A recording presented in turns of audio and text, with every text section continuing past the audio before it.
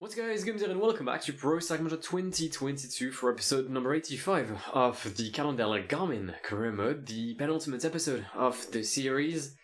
And today we're gonna finish La Vuelta a España. That's it.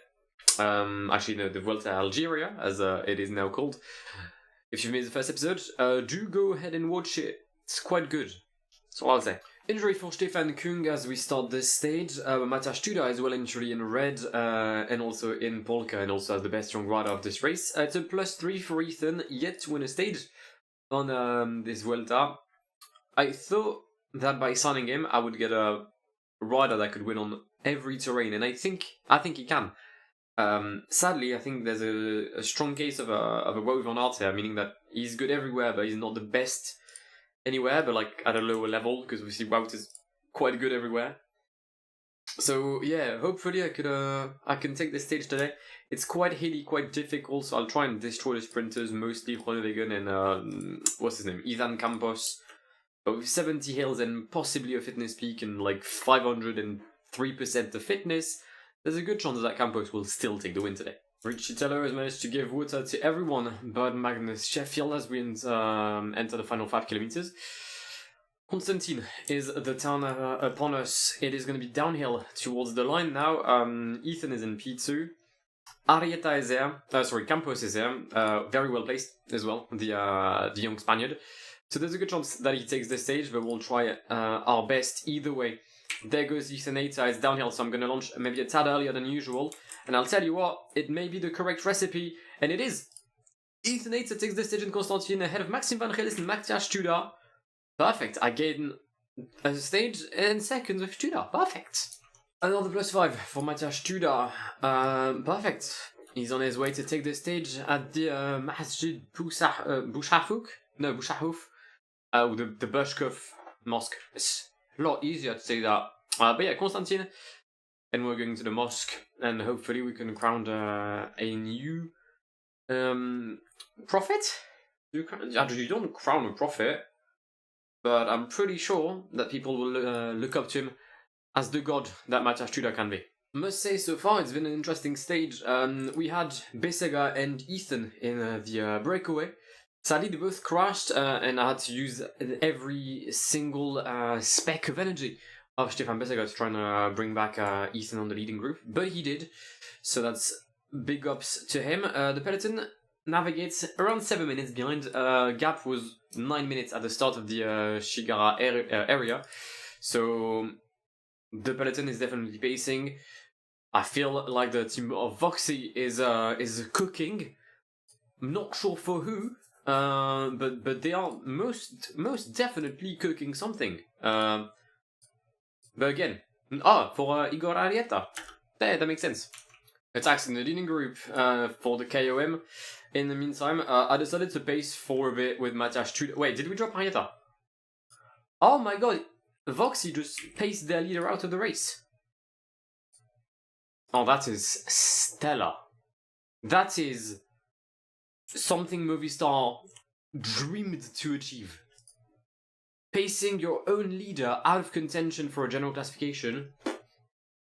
Yeah, on the bucket list of things you wish you love to see, it's quite high. In the meantime, we've got some attacks. Remco is attacked with Steininger and Vlasov, and I'm not following because I thought Vermarke was pacing, but he's not. Vermarke isn't pacing because he dropped the peloton. So yeah, pace now. Alright, now that you're with everyone, let's not make any mistakes. It's a tricky finish because there's hills and then for downhills, meaning that the peloton can be quite tricky to come back. But no, we already came back. Fair enough. Well done us. Big ups us. We're just too good. We're genuinely too good. Let's pace a bit with Bentale. Great downhill rider as well. I might as well attack. And I've dropped everyone. Yeah, I'm definitely gonna attack with Bentale. I did not think I'd attack now. I did not think I'd drop the peloton now. But here we are, making our way downtown. Walking fast. Faces pass, and I'm not homebound, but I'm Vuelta bound. Final climb, the Bushkov Mosque attacks by Dan Martinez, Enric Mas, Maxim van Rils.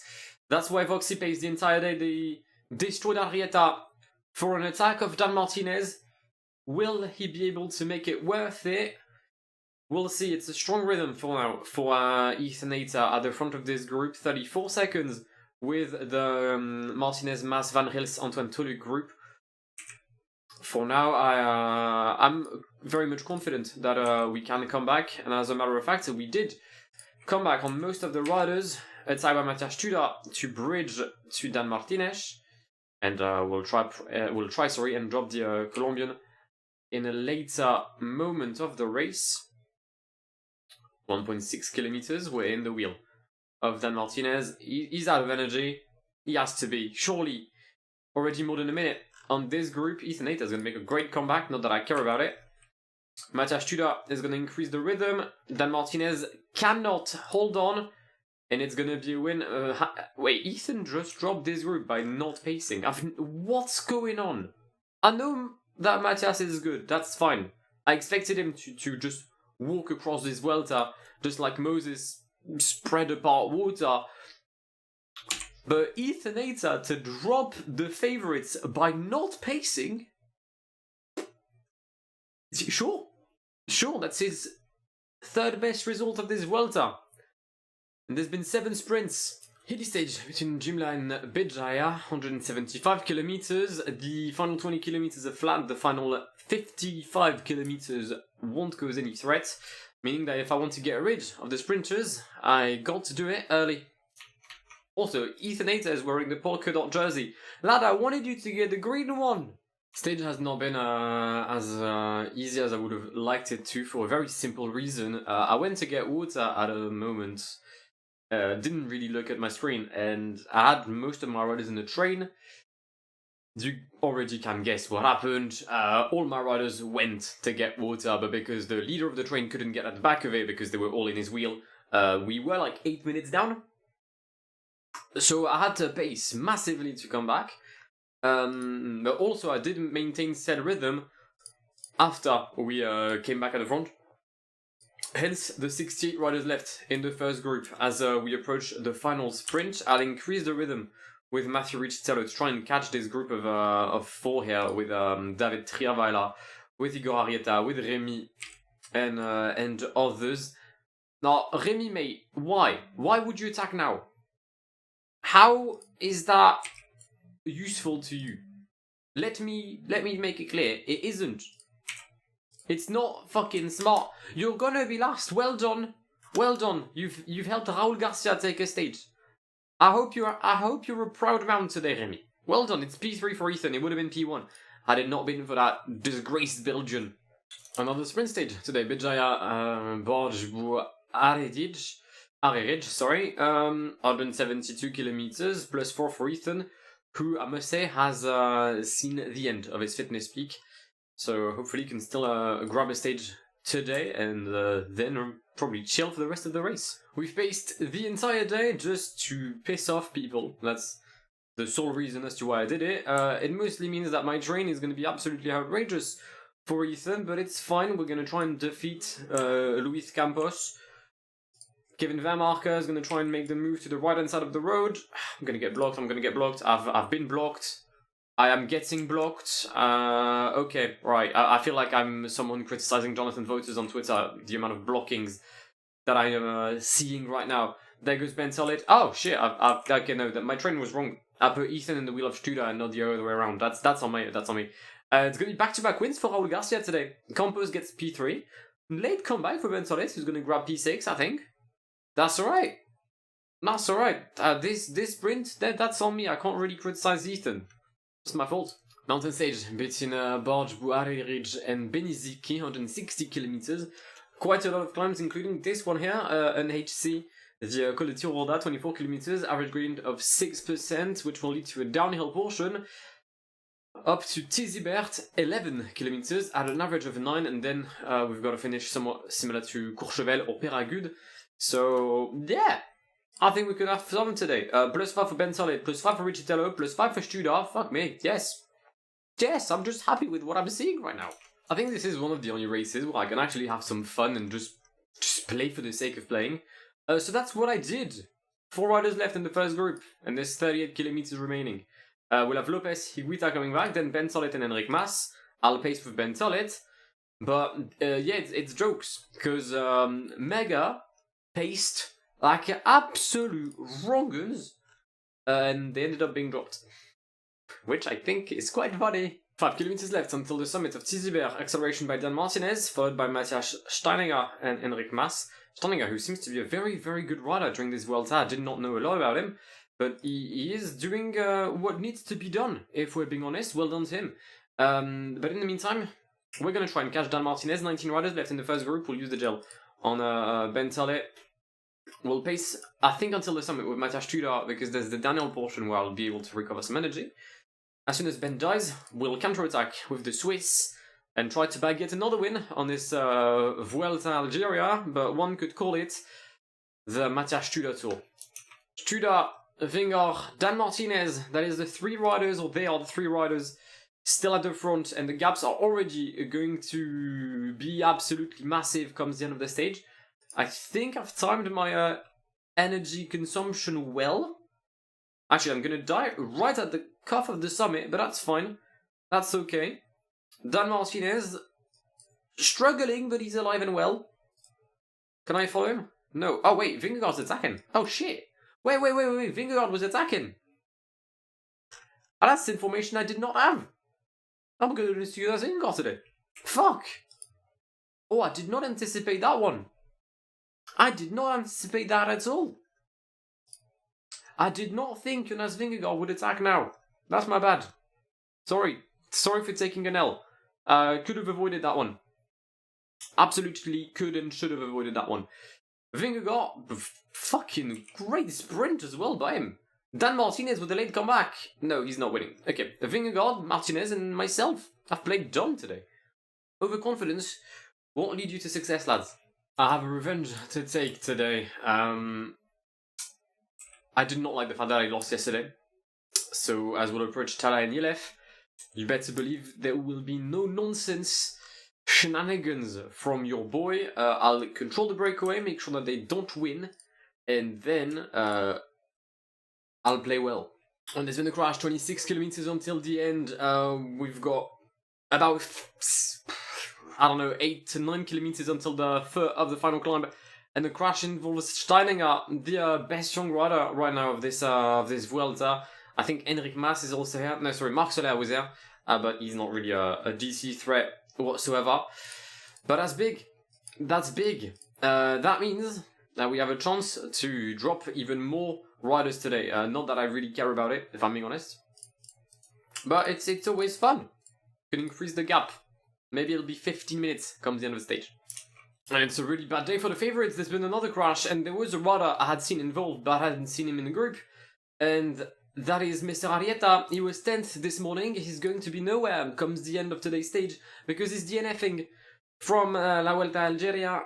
That's massive. That's massive. 35 riders left in the first group. We've got Mercedes pacing for potential back-to-back with Jonas Vingegaard. We'll try and prevent that from happening. Then we've got the riders of Voxy. Despite losing Arieta, they're still within a top 3 finish. The top 2 finish with Dan Martinez. P2 this morning, more than 7 minutes behind. Matthias Tudor nonetheless, as Jonas Vingegaard has chosen his moment to attack on the flat-ish portion of today's climb. We've learned from our mistake. Group of 10 at the front, make that 9 as Enric Mas is going to say adios to the lead. We'll use the gel with Matthias Tudor and attack immediately. Dan Martinez follows. Vingegaard does not move, neither does Vlasov, Van Gils, Lopez, or Remco Evenepoel. Only the Colombian is able to stay in the wheel of Matthias Tudor. And I'll tell you what, Dan Martinez is very strong, and he's looking very good in this end of La Vuelta. It makes you wonder why he's lost that much time at the very beginning of it, because he was a genuine contender for the win. He's going to stay in my wheel and possibly have a chance at taking the stage, as I've lost all red. There goes Dan Martinez. No, he doesn't have enough. He doesn't have what it takes to take the stage in Tala and Yelef. It's a win for Matthias Tudor. I think number 6 of La Vuelta for him. Yeah, if everything goes swimmingly, it's going to be a 4th Grand Tour for Cannondale-Drapac this year. One more monument and we'll have won everything. Some more mountains today. between Bouira and Oued Brahim, 177 kilometers. I'll try a breakaway today. Actually, no, I was gonna say we'll bentle it, but I don't think he'll be able to leave. I'll try and attack nonetheless with the British champion, but I'd be surprised if he were allowed to be in the breakaway. Alright, I have no idea what happened. And when I say no idea, I mean genuinely no clue. But there's a group of 140 riders with none of mine. And neither the leaders of Mega or Voxy or JBL are in the first group. I am baffled. I don't think I've ever seen this in PCM. I don't know what's going on. We came back a couple of kilometers ago. We came back in the Tenia Boudrar. I don't really have the words to explain what just happened, but it definitely did happen. That's all I have right now for you. Antonio Tiberi has got the closeout. Hopefully he won't shoot at them for once, but he's in the breakaway alongside Steininger. Meanwhile, I've got a group of 24 behind. I'm going to let some riders do the work. For example, Romain Grégoire. Not really sure as to why he's pacing. But thank you. Oh, for Vlasov, P9. Yeah, that works. 5 kilometers until the summit. We'll use the gel on Matthias Studa. I don't think I'm winning this stage. I think this stage needs someone like Ethan Aita. It's a shame that the Brit wasn't able to stay with the first group. But the race conditions made it basically impossible for him to still be within a shout. Acceleration by Dan Martinez will try and jump in the wheel of the Colombian with Matthias Studa. 2 kilometers. Masses versus Vingegaard. Van Essen trying to follow. Studa is gonna keep accelerating, maybe to of Enric Mas here. 900 meters to go. Enric Mas with a strong attack. Martinez with a stronger one. But we'll wait for the best possible moment to make our move on the right-hand side of the road. We claim yet another stage. This is way too easy for Studa. Another day, another +4 for Studa. Another good day for the entire team. Today we're freeing Ethan and Magnus as they'll be in the breakaway trying to claim yet another win for the team. I've lost track of how many that would be. I'm going to go ahead and guess 8. Maybe 9. But I'll go with 8. 5 kilometers until the end of the stage. We tried the breakaway attempt with Besega, with Sheffield, and with Ethan Aita. Didn't work. It didn't work. The peloton never gave us more than 2 minutes. Led by Voxy and by Mega. For good reasons. It seems that Len Martinez is on his way to take the stage in Bunava. Well, I don't know if he's going to take the stage, because someone has come back very fast, and that's Ben Tollet. 90 pacing, Garcia in the wheel, Price, Martinez, Van Riels, Garcia, I think 2 or 3 stages already for the Spaniard on this Vuelta Algeria. He's looking good, but he's not looking as good as Remy, and Ben Tollet is actually going to claim P2 today. It's yet another win for Matthias Studa. What a fucking legend is he? How is he doing this? P2 for Van Riels, P3 for Tollet. Just wow! It's not the final difficult stage of this Vuelta, but it is the last one that will create gaps. We've got a mountain time trial between Tamalat and Claude Louzes. We'll go with Louzes. 10 kilometers, average of 6.6, but the final 3 kilometers average around 15%. That's all you need to know. Also, if you want to see the GC, it's like this. 23 minutes down for Steininger, and he's P10. Ben Tollet starts as Ethan Aita takes the lead in Claude Louzes ahead of Stefan Kung and Thibaut Neveu. It's difficult, but it creates gaps, so it's fun. I've checked the fitness for Matthias. He's got 89 fitness, but he's got a good day today. So I think we can claim yet another win with him today. Yeah, as I said, it's a good day for Mr. Studa. Gap is 8:12 with Dan Martinez. Could we make it 10 minutes? Is there... what's the next stage? Nah, okay, we can't. This is the last stage where there will be gaps, if gaps there should be. Hopefully, we could make maybe 1:48 on Dan Martinez. That'd be fun. Final kilometer for Matthias Studa. Dan Martinez is right up the road. There's a P1 to claim. If not, it'll be Ethan Aita's. It is Ethan Aita's. P4 for Matthias Studa today.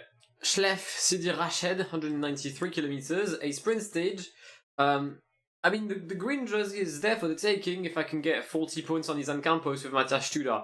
In other words, the green jersey is not there for the tail. My god, the gaps in the mountain classification.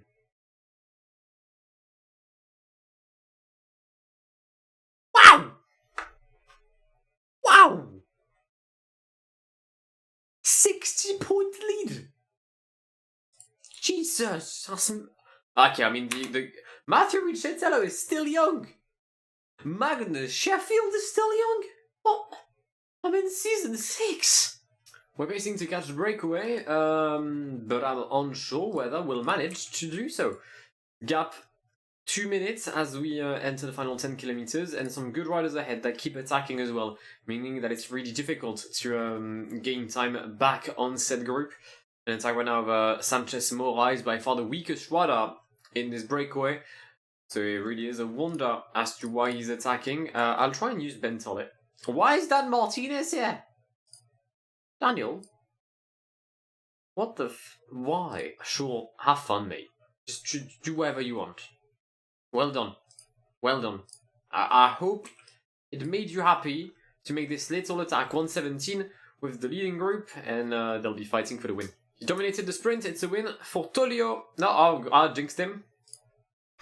Maybe I haven't. I haven't. It's a win for Tolio. Meanwhile, in the peloton, I'm gonna guess maybe Campos. No, Campos took my wheel. Groenewegen easily does us. P20 for us? 21? 21? 22. It's the final stage of this Vuelta. It is the final Grand Tour stage of this save. I mean, we'll have to do the maths after this, but this may be one of the most dominant performances I think I've ever seen on the Grand Tour from Matthias Tudor. I don't think anyone has ever come close to this. I think even if we look back to like prime Chris Froome, this hasn't been achieved. He's been unbelievably good, and we've got 90 kilometers to just savor. Time to enjoy the final sprint of the season. Ben Tollett, Kevin Vermaak, Magnus Sheffield, Besega, Ethan Eita, and Matthias Tudor for one final sprint. Matthew Ricciatello is not in the train, but let's not forget him. He's been quite good, although I don't really know if he's done anything. And to be fair, I don't think we needed anyone other than Matthias Tudor in this team. I think on his own, he would have been absolutely sufficient. But I had a great lineup alongside him. I had a great American team to make Cannondale proud of sponsoring this team for one final season. There goes Magnus Sheffield sprinting towards the Morskin Ketchhauer. Besega overtakes him, and as a symbol, Besega was there from day one. He's going to lead out Ethan Eita for our final ever Grand Tour win with Cannondale-Drapac. Brilliant. Brilliant. What a way to wrap up this Vuelta in this season. Here is your final classification. Matthias Tudor, Dan Martinez, Remco Evenepoel, Henrik Mas, Jonas Vingegaard, Alexander Vlasov, Antonio Tiberi, Ben Tollett, Maxim Andrels, and Maximilian Steininger. P10 is basically 25 minutes down. P2 is 8 minutes 45 down. Some could wonder if it was asked or if it was due to withdrawals. Not really. I'd say the Igor Arrieta one was the big one. But this has just been a great fucking race. Tell you what, I wasn't far off with my stats. I've won a lot of stages in the Europa Tour as well, which I've simulated, by the way. And I've won consistently simulation races, which is quite rare. But that's 1 stage, 2 stage, 3, 4, 5, 6, make that 7, make that 8, make that 9, 10, that's 11. That's 11 stages, that's more than 50%. We had won 10 on the Tour de France, we've won 11 on La Vuelta. And Matthias Tudor, just like that, has moved up to P1 in the wins classification. Well done. That, however, wraps up today's episode. The next episode will be the final one. It'll be episode 86. We will play the World Championships, we'll play Lombardia, and then we will say goodbye, and then we'll move to PCM 2023. At the moment I'm recording, on the 2nd of June, I received the early access of PCM 2023 this morning. So I'll install the game. For the first week, there'll be some gameplay videos, just like they've been last year, mountain, flat, cobble, whatever. And we'll probably start the new career mode around mid of June, depending on whether I have databases or not. If you want to see the final ever episode of the Cannondale-Drapac career mode, please do subscribe for one final ride. And it is, as I said, quite big, because sure, World Championships are there and I've never won them, but Lombardia is there, and if we were to win Lombardia, we would have won every single Grand Tour and every single monument of the season, and I think that deserves at least a watch. If you enjoyed today's episode, make sure to like down below, support Matthias Tudor by saying he's the GOAT in the comments, and I'll catch you for the final episode, probably like in 2 or 3 days. Have a great day, great night, whatever, see ya. Pass me the funk.